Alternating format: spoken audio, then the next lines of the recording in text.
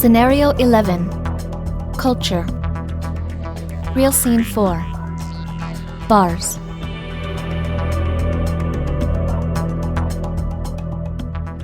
Let's go and have a drink at the bar.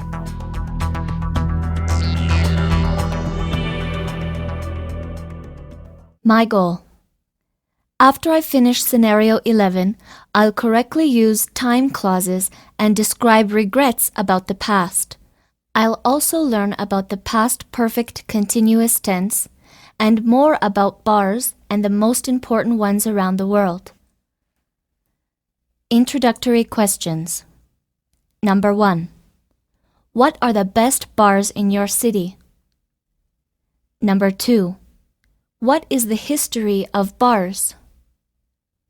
Number 3. What characteristics do you like to find in a bar? Introduction. Bars are independent businesses or sections of restaurants, clubs, or hotels, sometimes called long bars, where alcoholic beverages are sold to be drunk on the premises. Alternatively, bar can refer to the specialized counter on which the drinks are served, and it is from this term that the establishment itself as a whole gets its name. The back bar is a sometimes ornate set of shelves of glasses and bottles behind that counter. Frequently, when food is served elsewhere in the establishment, it may also be ordered and consumed at the bar. In some parts of the United States, the term bar suggests an emphasis on hard liquor. In some parts of the country, this is actually a legal distinction. In Washington and Oregon, a tavern is restricted to beer, wine, and hard cider, but a bar has a full liquor license. In Las Vegas, it is common for the bar to contain up to 15 slot machines. Bars with a dance floor are usually called nightclubs. In the UK, bar used to mean a wine bar, but now style bars, trendy, and generally high-quality drinking establishments are more common.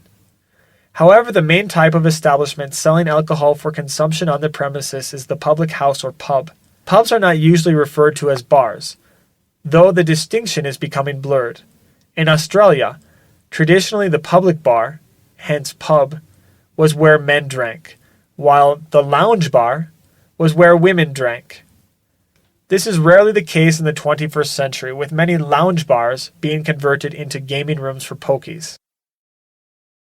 In most capital cities of the world, there is at least one Irish pub. Some capitals, like Brussels, have 20 or more. Bars range from down and dirty dives, little more than a dark room with a counter and some bottles of liquor, to places of entertainment and the elegant watering holes of the elite. Many bars set a happy hour to encourage off-peak patronage. Contrastingly, bars that fill to capacity typically charge a cover charge, often similar in price to 1 or 2 cocktails during their peak hours. Such bars often feature entertainment, which may be a live band, a popular DJ, or a variety female impersonation show.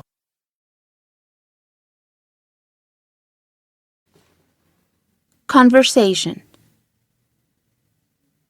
Conversation, listen, and practice. Have you heard about the new bar they opened on Palm Avenue? Yeah, as soon as they opened it, many interesting people came to party. Before they started to invest in it, this place was really boring. I know what you mean. By the time I started college, I hadn't gone to any bars. After they opened the bar, I realized that there were more job opportunities. Once you have a job, you become more independent. Grammar Structure 1. Time clauses. By the time I was in college, I had already had my first date. Before I had my first date, I was really immature. Once you have a girlfriend, you learn to be more serious. After I finished my degree, I realized that I still had much more to learn. As soon as I graduated, I started to drink in bars. Until you graduate, you don't know anything about life. Writing. Exercise. Match the clauses in column A with the information in column B. 1. As soon as I left my house. A. I learned many things about girls. 2. Until I started to go out. B. I realized how great my country was. 3. By the time I was in college. C. I learned to be more responsible. 4. After I traveled overseas. D. I had learned to be more independent. 5. Once I started to party. E. I realized I wasn't a kid anymore. 6. After I began college. F. I had never danced before. History. In the U.S., the repeal of Prohibition in February 1933 sparked the revival of nightclubs, which had gone underground as speakeasies. In New York City, 3 famous Midtown nightclubs from the Golden Age were the Stork Club, El Morocco, and the Copacabana, while uptown in Harlem, the Cotton Club was king. Before 1953, and even some years thereafter, most speakeasy bars and nightclubs used jukeboxes or mostly live bands. But then in a Paris club named Whiskey A Go-Go, Regine Zilberberg laid down a dance floor, suspended colored lights, and for the first time ever replaced the jukebox with 2 turntables so there would be no breaks between the music, setting into place the standard elements of the discotheque, French for nightclubs, as it is known nowadays. The first rock and roll generation did not favor nightclubs, but the club returned in the 1970s as the disco, from the French discothèque, although by the early 21st century the term disco had largely fallen out of favor in the US. 2 early discos in New York were Les Clubs and Regine's. Today in Europe, nightclubs play techno, house music, or any sort of dance music from jazz to electro or trance for the most part. Some nightclubs in the US play trance and techno, but it is still not as popular as it used to be. The best bars in the world. Number 1. Artisan at the Langham Hotel, London. Just round the corner from Oxford Street, one of the UK's and probably one of Europe's busiest shopping destinations, sits the Langham Hotel. This is no ordinary 5-star hotel bar. If you want the trappings of tradition, you can have them because the chaps behind the stick know their classics. But if you want something a little out of the ordinary, you've come to the right place. For a start, there's a slushy machine, and now the bar also boasts both pandas and goats. The team launched a new and completely different kind of cocktail menu, and libations include the Super Panda, Botran rum, mango, lime and lemon juice, almond, and Cam and Sons. The drink is served over a single ice ball in a tumbler atop a paper panda lantern. As the glass squashes the paper lantern, a tangerine aroma seeps out to provide an extra dimension to the cocktail. The bar serves some 400 cocktails on a busy night, and at the moment, the most popular will have you gazing into your own reflection. Forever Young is served in a vessel with mirrors. Number 2. Nightjar, London. Bar co-owner Edmund Whale describes Nightjar as old-school glamour, surprising cocktails, live music, top service, and a very special atmosphere in a space which is never overcrowded. From the outside, you would walk right by if you didn't know any better. But once you have descended into this jazzy basement, you will find your time, your money, and your heart all being taken by the 20s vibe and the amazing cocktails. Whale puts the success of the venue down to amazingly creative and talented bartenders, floor staff who hold themselves to the very highest standards of knowledge and service, and last but not least, a roster of some of the best jazz musicians in London, who really genuinely love playing at nightjar.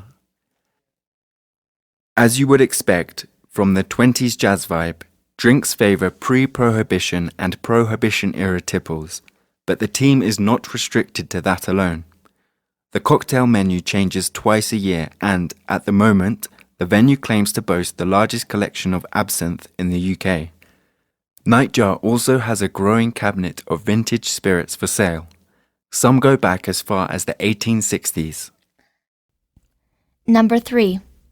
High Five, Tokyo. This tiny Tokyo hangout is gaining voters faster than a rising X Factor star, and it's thanks to the venue's main man, Hidetsugo Ueno. Ueno is a big figure on both the Japanese and global bar scene. He holds the coveted job of guru at Diageo's world-class competition, and he travels the world talking about his profession, including the influence of the art of Japanese bartending. Ueno says one of the main reasons the quality of service and goods is better is because people who provide products and services don't like to receive complaints. So we've been searching for the best way a long time. Generations and generations. During the past 10 years, a lot of international visitors come to Japan and come into contact with our hospitality, and they are amazed. It might be very new for them, but we have been doing the same things for ages, and we are still doing the same things. The techniques, history, and mentality of this way of doing things cannot be learned in a few days, according to Ueno. Especially cocktail making, he adds. According to the great man, high five means fun, friendly, and victory. Number 4. Connaught Bar, London. If you haven't ventured into the Connaught yet, you're in for a treat. The first thing that will hit you is the stunning decor. Designer David Collins used English Cubism and Irish 1920s art as his inspiration, and textured walls of silver leaf sit with pastels and plush leather seating. You can stop right there and not even bother with the actual bar if you like. The Connaught is famous for its martini trolley, and you can watch your drink materialize at the white-gloved hand of a pro. For your martini, you get to choose extracts of lavender, coriander, cardamom, ginger, grapefruit, vanilla, or licorice. But if you're more inclined to walk straight past that lot and head for the bar, expect this to be a stunningly elegant affair as well. You might be lucky enough to find the bar's director of mixology behind the stick. One ago Perron. Although one man does not make a bar, Perron has been instrumental in the success of this place. The bar was named World's Best Cocktail Bar at Tales of the Cocktail in New Orleans. The latest signature served at the Connaught is a whiskey and bespoke chocolate tasting to enhance the characteristics of the whiskeys. The Connaught claims to be the only bar in the UK to offer two particular expressions of Lagavulin and the Dalmore whiskey. You'll just have to go along to find out what they are. Number 5. The Dead Rabbit Grocery and Grog, New York. Founder Sean Muldoon and bar manager Jack McGarry are Irish chaps who came to New York to go hard or go home. In McGarry's words, our brief was simple. We had one chance and one chance only to get this right. If we got it right first time, other opportunities would follow. If not, we would return home with 3 years New York experience under our belts. So we knew we had to get it right. We wanted to create a cocktail bar of the 21st century, something that would not be here today and gone tomorrow. We wanted to create something with longevity. We looked at our two favourite bars in Belfast, the bar at the Merchant Hotel, which was the style of bar we worked in, and the Duke of York, which was the style of bar we drank in. We wanted to bring these two ideas together in one building in a way that made sense. Grammar Structure 2. Describing regrets about the past. With should have plus past participle. I should have worked at a different place. With if clauses plus past perfect. If I had been more enthusiastic, I would have worked in a bar. Writing. Exercise. Write a response using should have for each sentence. 1. I was very selfish when I was younger.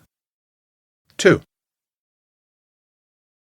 As a teenager, I didn't pay attention to what I drank.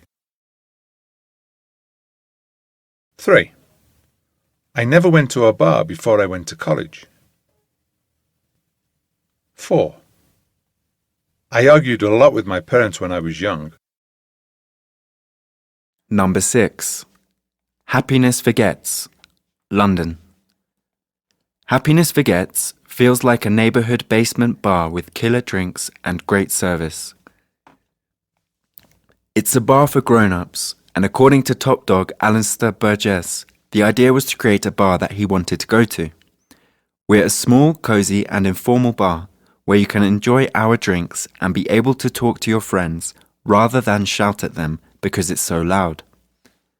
We have a no standing policy. This means that once all the tables and bar stools are taken, the bar is full. This is because I was sick of being crammed into spaces and not being able to move around freely, and being pushed out the way as people moved around me. The bar is approachable to everyone. In my eyes, this means simple, classic-style drinks on a short, uncomplicated menu that can be delivered quickly and consistently. We change drinks regularly to give variety, but we're always happy to go off menu and find a drink the guests would like. Burgess has taken inspiration from many people throughout his career, but he says the influence for his type of venue came from drinks deity Audrey Saunders and the time he spent in New York. Number 7. Black Pearl, Melbourne. Melbourne is a hive of creativity, both in the bar world and when it comes to art and music. The city's Fitzroy suburb is home to Brunswick Street, a bohemian-feeling neighbourhood with arty hangouts, vintage shops, bookstores, and of course, great bars and eateries. This place is a long-established gem in Melbourne's bar crown. This is the kind of bar where clientele isn't a particular type. There are plenty of hipsters in the neighbourhood, but it's just a short tram ride from the central business district, so the place attracts all kinds of people who mix happily in the cosy surroundings of Black Pearl. Think low lighting, low tables, and high-end drinks. You can have a serious drink without being serious. But if you do want a slightly more serious drink, head upstairs to the attic, a relatively new space that has a different vibe. Former Australian Bartender of the Year Chris Heisted is Master of Ceremonies up here, and crystal glassware and metal coasters are the name of the game. Number 8. Baxter Inn, Sydney. The bar was set up by Jason Scott and Anton Fort, but manager Louis Jaffrey plays a big part here. Not least because he's Scottish, and the bar has more than just a penchant for whiskey. Take a seat up at the long bar and munch on the bottomless bowls of pretzels while you ogle the rows of whiskey bottles set up like an old-fashioned library. The wood-paneled shelving is accessed via a set of ladders that slide along like those in the library of a Jane Austen novel. In the middle of the shelves, there is a vast list of whiskies, mainly Scotch, with prices and age statements to suit every pocket and palate.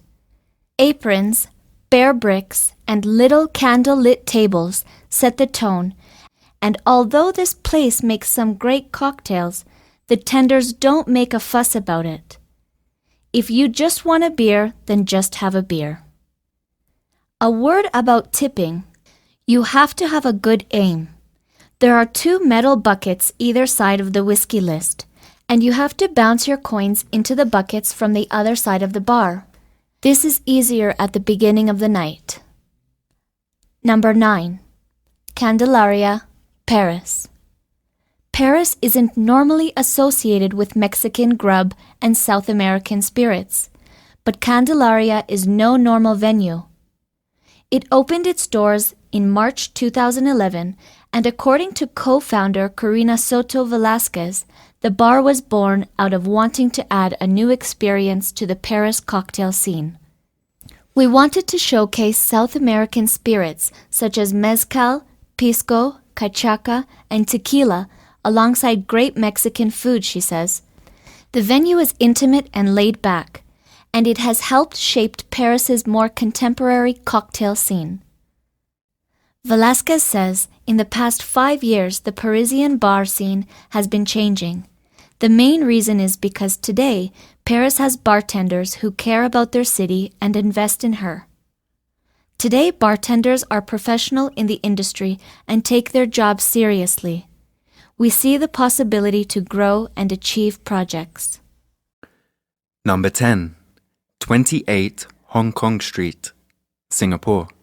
There's something spooky about 28 Hong Kong Street's birthday. The bar opened its doors on Halloween 2011 and throws a party every year to celebrate.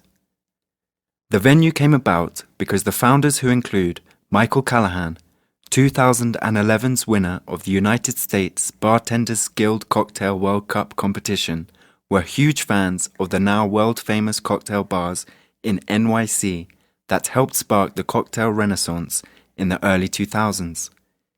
In their travels over the past decade, they have had the opportunity to visit many of the world's great cocktail bars. General Manager Joe Alessandroni says after settling in Singapore, they missed those great neighborhood cocktail bars and wanted to bring a slice of the global cocktail culture home for local Singaporeans to experience.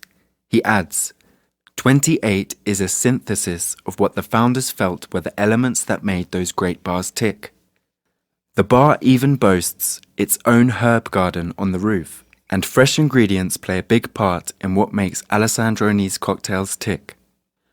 The bar doesn't take itself too seriously, and while you can imbibe a seriously good drink, you can also have a seriously good time. The venue plays an eclectic mix of high energy, progressive music, and unlike in some cocktail joints, you can even stand up. The best-selling cocktail is the Fixie. It is a combination of St. George Botanivore Gin, Mancino Bianco Vermouth, basil, apple, manuka honey, and black pepper tincture. Grammar Structure 3. Past Perfect Continuous. The past perfect continuous is used when telling a story about the past. It is generally used alongside other narrative tenses, such as the past simple. The past perfect continuous describes an event which was in progress for a period of time, before another event in the past. We use it when we do not want to say the events in the order they happened. For example, a sentence with the events in the order they happened. John was having trouble sleeping, so he went to the doctor late. A sentence in which the events are not in order. John went to the doctor because he had been having trouble sleeping. The continuous event which happened before the other verb is in the past perfect tense. Write any adverbs between had and been. They had already been waiting for half an hour. He'd only been working there a week before he got fired. Research Spot. Look for more information about 1. Best bars in your city. 2. Bars celebrities go to.